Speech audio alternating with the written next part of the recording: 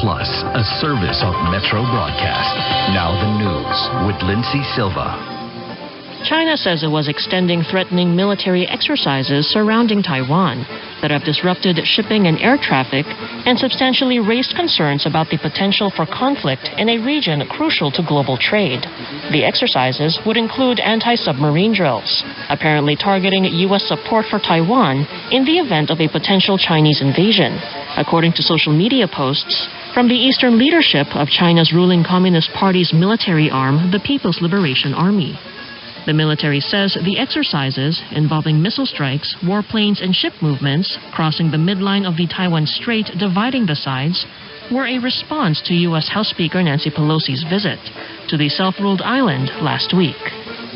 Hong Kong will reduce the mandatory hotel quarantine for overseas arrivals to 3 days from a week.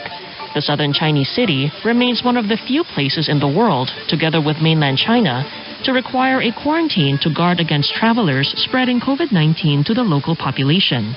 The policy, taking effect on Friday, will be Hong Kong's shortest quarantine for arrivals since the pandemic began.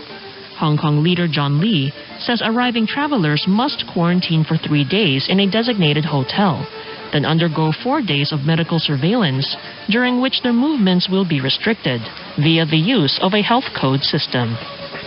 Nearly 2/3 of people in Thailand want Prime Minister Prayut Chan-o-cha to leave office this month, according to an opinion poll, which comes amid growing debate about how long the 2014 coup architect could stay in power.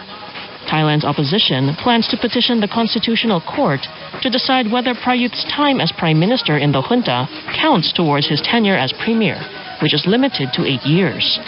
The August 2-4 survey of 1,312 people by the National Institute of Development Administration found 64% wanted Prayut to leave office on August 23, exactly 8 years after he took the post of Prime Minister in what was then a military government.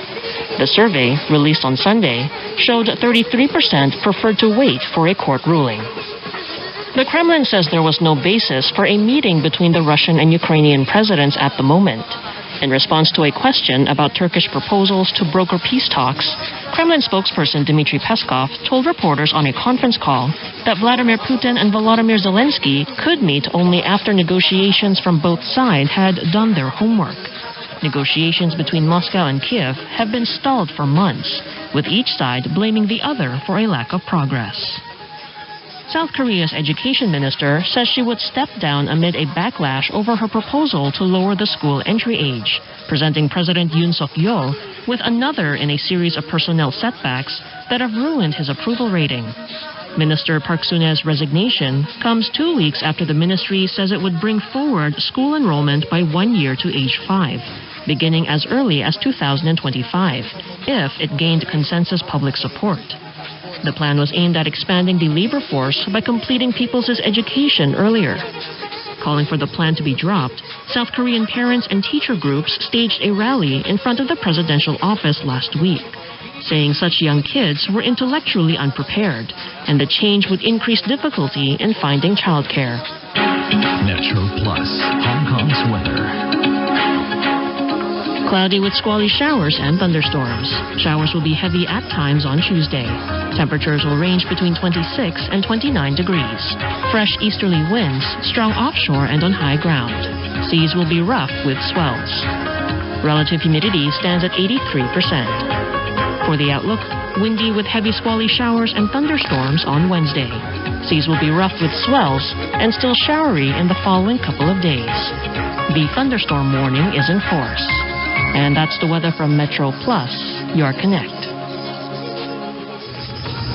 For 30 years, Metro Plus has been your partner for news, music, and information 24/7. Day in and day out, we continue to strive in providing you the best service, upgrading studio facilities, adding additional platforms, web, app, and social media to make sure you don't miss a beat on Metro Plus. That's why, starting March this year, we are rehabilitating our transmitter to make sure we can serve you best from 2023 and beyond. Web, app, social media platform. Metro Plus, your Connect.